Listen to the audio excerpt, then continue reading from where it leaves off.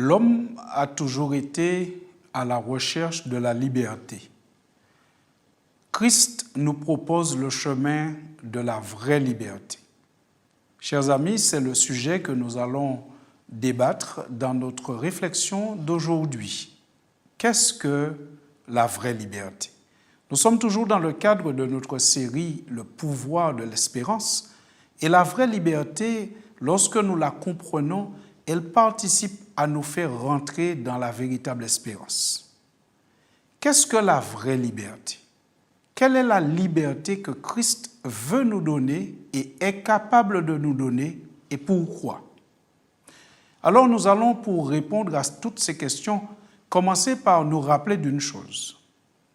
Quand il y a une ressemblance physique ou comportementale entre les membres d'une famille, on dit souvent que l'enfant ressemble à ses parents.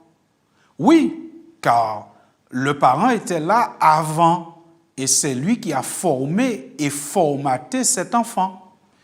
La situation, elle est différente quand il s'agit de Jésus et de sa mère. Jésus est le seul fils qui a été là avant sa mère. Il était même là avant les lointains ancêtres de sa mère. Oh, c'est vrai que si on se limite à la réalité scientifique, il sera difficile d'accepter ce qui vient d'être dit. Je vous le concède. D'ailleurs, certains contemporains de Jésus n'acceptaient pas non plus cette affirmation, l'affirmation que Jésus était là bien avant sa mère et bien avant les lointains ancêtres de sa mère. Même les contemporains de Jésus n'ont pas tous accepté cela. Nous en voulons pour preuve l'échange que Jésus a eu avec des leaders de son époque, des responsables de son époque, religieux notamment. Dans Jean 8, nous avons le récit de cette rencontre, de ce partage. Jean 8 au verset 58 et 59. Quand Jésus leur dit en vérité, je vous le dis, avant qu'Abraham fût, je suis. Abraham est un lointain ancêtre de Marie, la mère de Jésus. Là-dessus, lorsque les personnes ont entendu ce que Jésus a dit, avant qu'Abraham fût, je suis, là-dessus, ils prirent des pierres pour les jeter contre lui. Mais Jésus se cacha et il sortit du temple. Donc vous voyez qu'ils n'ont pas accepté que Jésus dise qu'il était là bien longtemps avant même Abraham. Cependant, chers amis, ce n'est pas parce qu'une affirmation dépasse les limites de la science ou qu'une majorité ou encore que les personnes influentes de la société rejettent une affirmation qu'elle soit pour autant fausse. La vérité ne se trouve pas toujours dans les limites de la science, ni chez les plus puissants, ni dans la majorité. Sur la base de la Bible, nous admettons que Jésus est de nature divine et de nature humaine par son incarnation. C'est ainsi qu'il est annoncé par les anges qui portent l'évangile, la bonne nouvelle, aux bergers qui étaient en train de faire paître leurs troupeaux dehors le jour de la naissance de Jésus. Et vous comprenez pourquoi parfois il nous arrive de dire que la date choisie pour la naissance de Jésus peut être discutée, parce qu'il est assez difficile de concevoir que les bergers fassent paître leurs troupeaux dehors au mois de décembre. C'est à discuter. C'est ainsi, je disais, que les anges annoncent aux bergers qui étaient dans les champs avec leurs troupeaux la naissance de Jésus. Ils portent l'évangile, ils portent la bonne nouvelle. Et que disent-ils? Dans Luc chapitre 2, versets 10 et 11, la Bible dit « Mais l'ange leur dit, donc aux bergers, ne craignez point, car je vous annonce une bonne nouvelle, je vous annonce l'évangile, qui sera pour tout le peuple le sujet d'une grande joie. C'est aujourd'hui, dans la ville de David, il vous est né un sauveur qui est le Christ le Seigneur. Quand Jésus vient au monde, il est présenté comme le Sauveur, le Christ, le Seigneur. Par sa naissance, Jésus prend la nature humaine, mais il ne cesse pas pour autant d'être le Seigneur. Cette double nature apparaît encore clairement dans un échange que Jésus a avec ses disciples. Dans Matthieu 16, nous avons le récit de cet échange. Nous avons le résumé de cet échange. Matthieu 16 au verset 13, la Bible dit, Jésus étant arrivé dans le territoire de Césarée de Philippe, demanda à ses disciples, « Qui dit-on que je suis, moi, le Fils de l'homme » Drôle de question, hein? Parce que dans la question, il y a déjà la réponse. « Qui dit-on que je suis, moi, le Fils de l'homme » Il donne déjà la réponse. Mais en fait, ce n'est qu'une partie de la bonne réponse. Puisque Pierre va répondre à la question au verset 16, et Pierre va dire, « Tu es le Christ, le Fils du Dieu vivant. » Et Jésus va valider la réponse de Pierre en lui disant au verset 17, « Mais ce ne sont pas la chair et le sang qui t'ont révélé ce que tu viens de dire, mais c'est mon Père qui est dans les cieux qui t'a révélé cela. » Donc Jésus valide la réponse de Pierre. Ce qui nous fait bien comprendre que Jésus a une double nature. Il a une nature unique que personne d'autre n'a. Grâce à cette nature unique, Jésus a une position unique dans l'univers. Personne n'est comme lui et personne ne peut faire ce qu'il fait.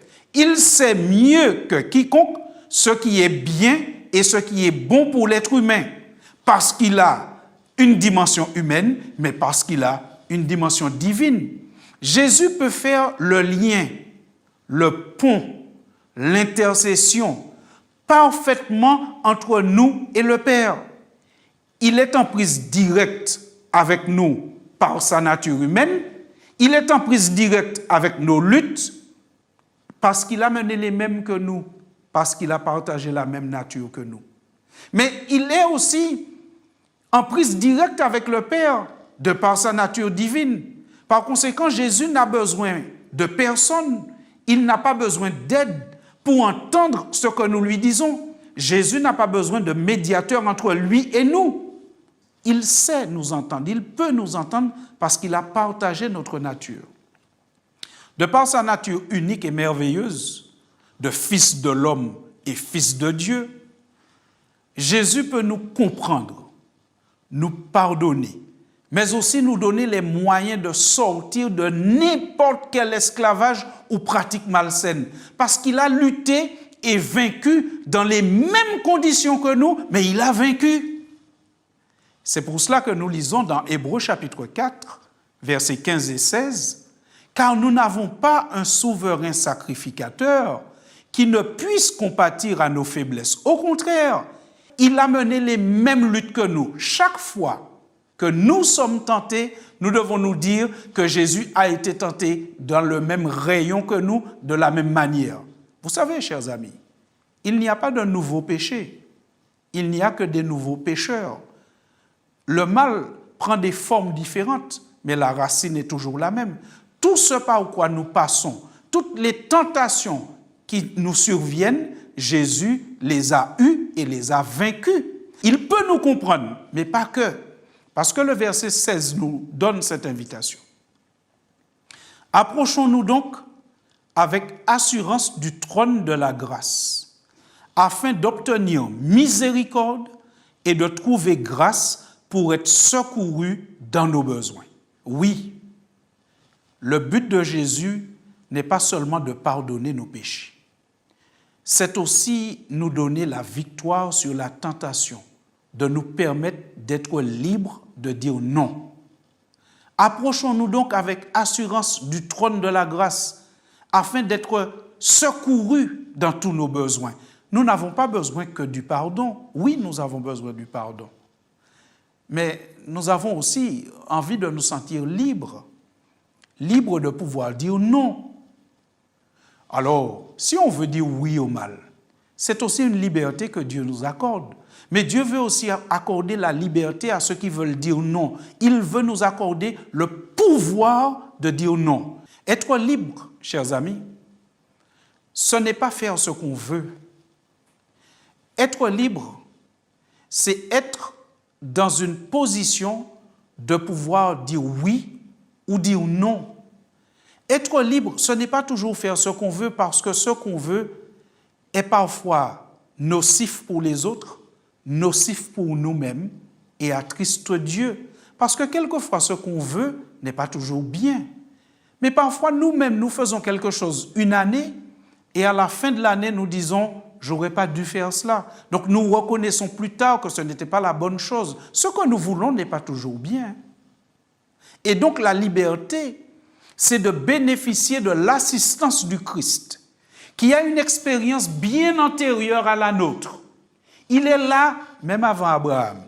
Il connaît tous les chemins, les sentiers, les dédales de la vie, et il peut nous guider et nous orienter.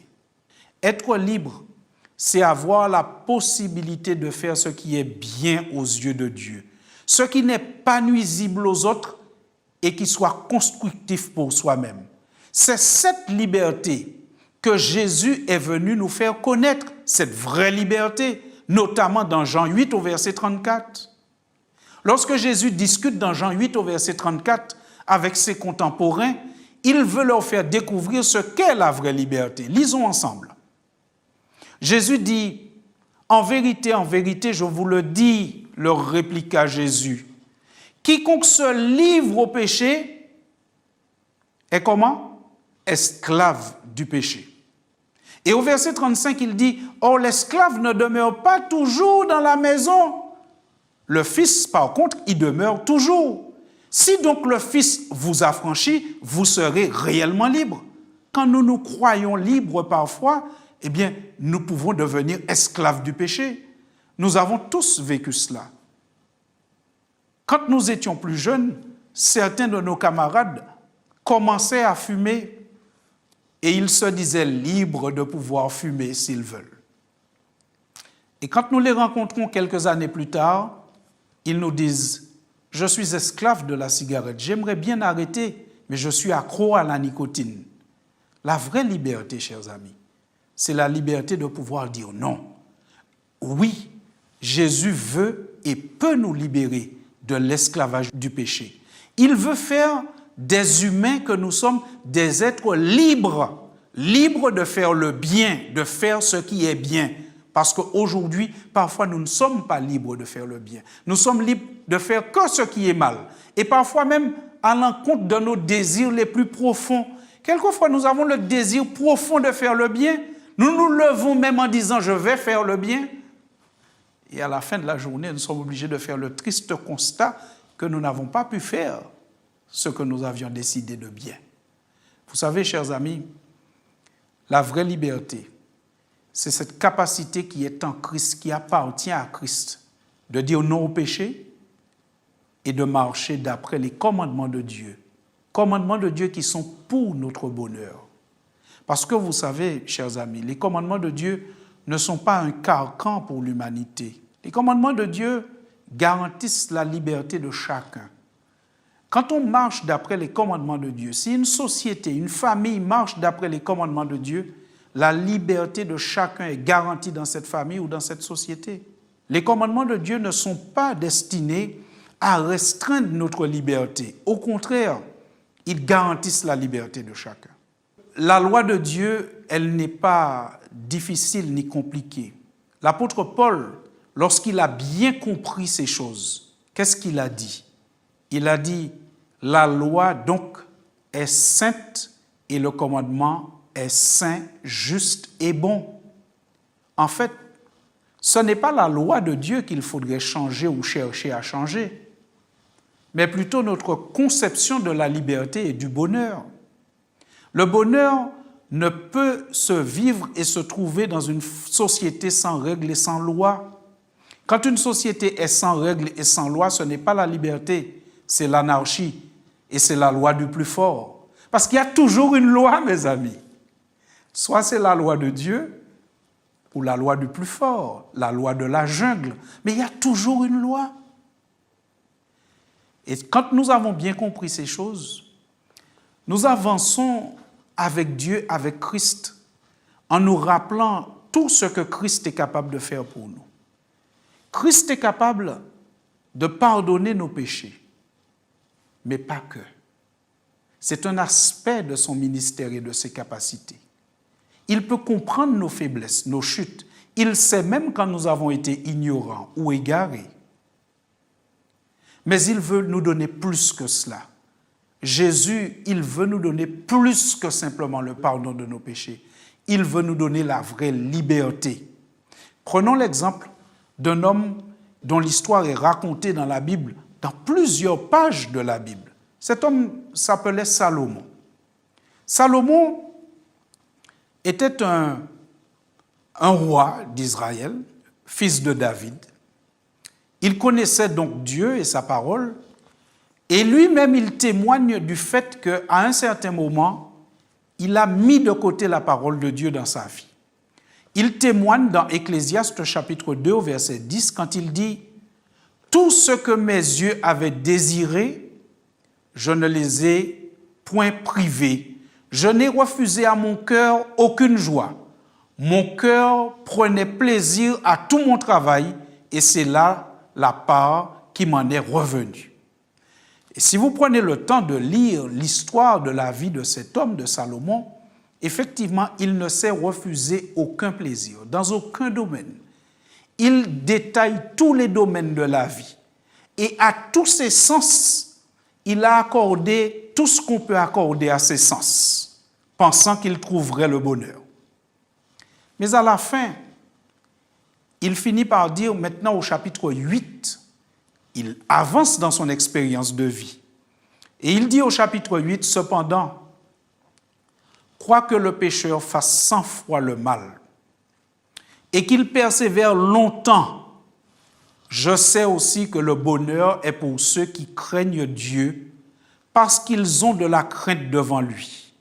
Il dit encore, mais le bonheur n'est pas pour le méchant et il ne prolongera point ses jours, pas plus que l'ombre, parce qu'il n'a pas de la crainte devant Dieu. Mes chers amis, regardons ceux qui ont été avant nous, peut-être tout près de nous, ou très longtemps dans le passé, comme Salomon, et comprenons bien que la recherche du plaisir pour le plaisir sans Dieu ne mène pas au bonheur. Dieu n'est pas contre le plaisir. D'ailleurs, c'est lui qui nous a donné nos sens, et c'est par nos sens que nous éprouvons du plaisir. Dieu n'est absolument pas contre le plaisir. Cependant, la recherche du plaisir ne doit pas devenir l'objectif numéro 1 de notre vie.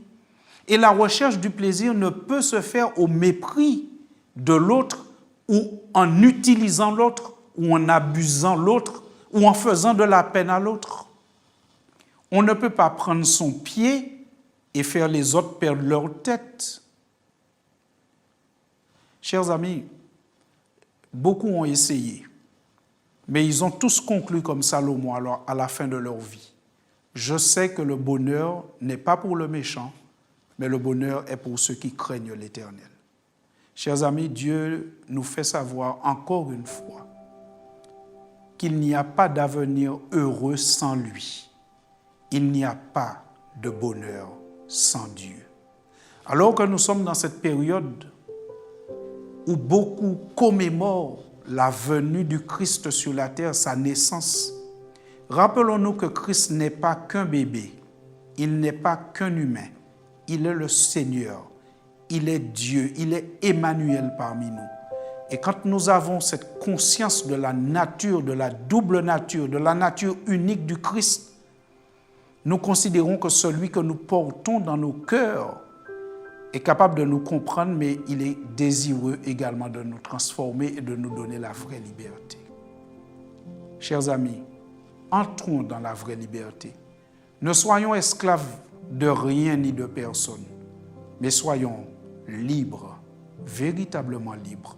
Libres de dire non, libres de repousser le mal, libres d'appartenir à Jésus. C'est le chemin du bonheur. Prenons le chemin du bonheur. Prions ensemble. Seigneur, nous te remercions parce que la Bible, c'est ta parole. Et dans la Bible, il n'y a pas de discours philosophique, mais le récit de l'interaction qu'il y a entre toi et des hommes. Et ces récits nous servent de modèle pour que nous ne puissions pas nous égarer. Merci Seigneur parce que dans ta bonté, tu as pardonné à Salomon qui t'a abandonné, qui s'est détourné de toi, qui s'est livré au mal. Mais quand il est revenu, Seigneur, il a pu bénéficier de ta grâce et de ton pardon et il a pu témoigner que le vrai bonheur se trouve auprès de l'Éternel. Seigneur, qui que nous soyons, peut-être comme Salomon, un roi ou un riche ou une personne importante, d'après les critères de la société, ou simplement, Seigneur, un citoyen. Mais Seigneur, ta grâce, elle est pour tous les hommes. Que nous soyons riches ou pauvres, rois ou simples citoyens, ta grâce, elle est pour tous les hommes. Merci de l'avoir manifestée pour Salomon.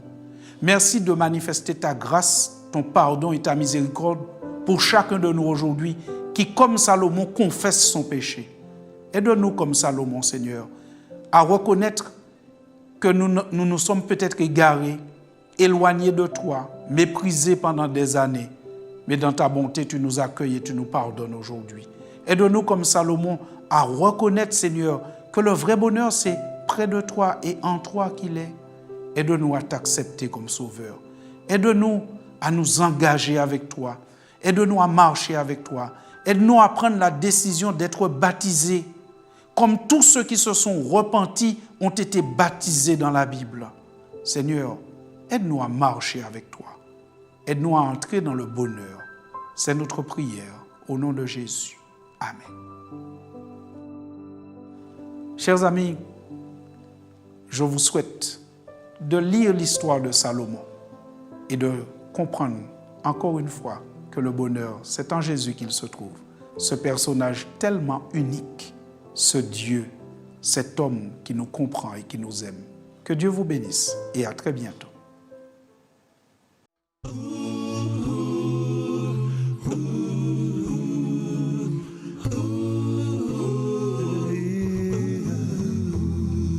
Le Fils de Dieu pour moi s'est donné, afin que par Jésus je sois justifié.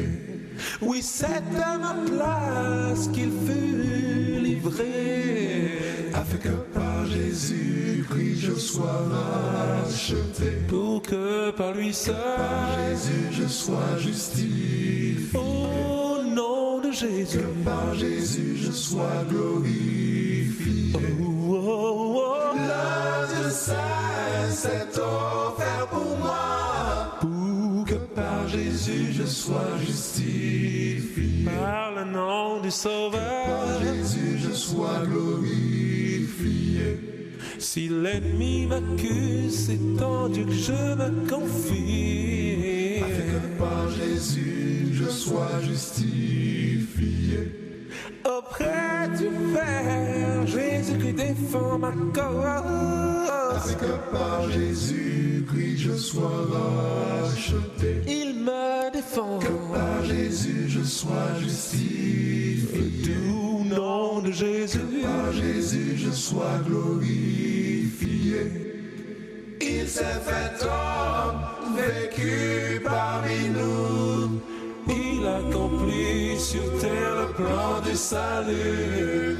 Il fut condamné à ma place.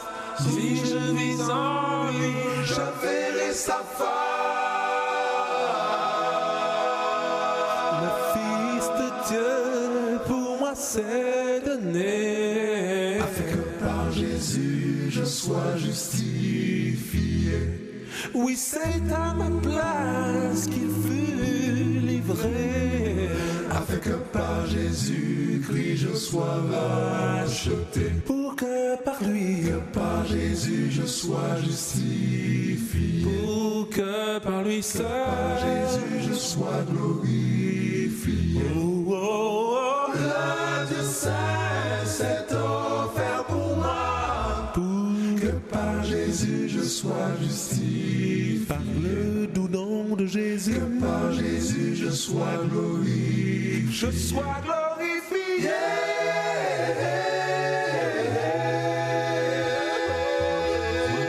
Je sois justifié. Jésus me sanctifie. Je sois glorifié. Par Jésus je l'ai. Je sois justifié. Appelez le 08 05 288 389 chaque jour de 9h à 21h.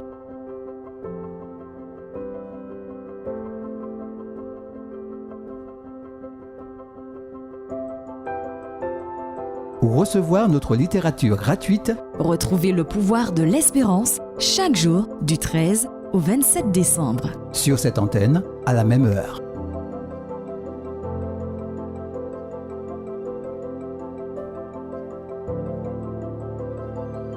Vous avez apprécié cette émission? Visitez-nous au www.lepouvoirdelespérance.org.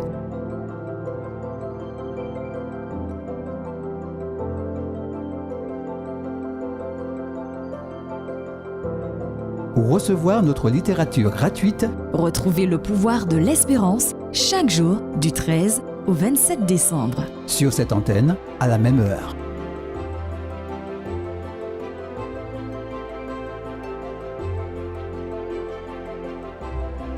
Appelez le 08 05 288 389 chaque jour de 9h à 21h.